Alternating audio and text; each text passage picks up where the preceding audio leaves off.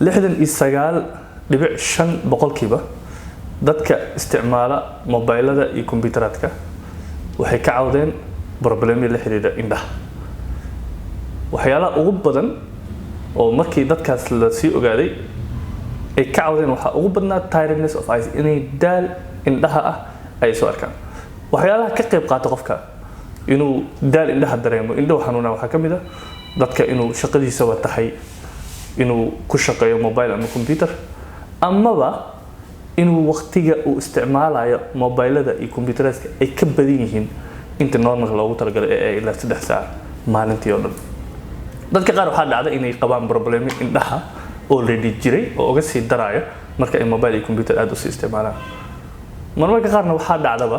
inaysan dadku isticmaalin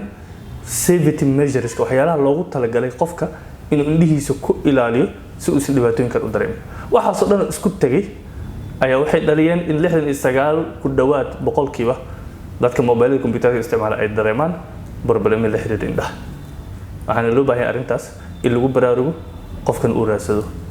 waxyaalihii ka ilaalin lahaa dhibaatadaas inaysan dhicin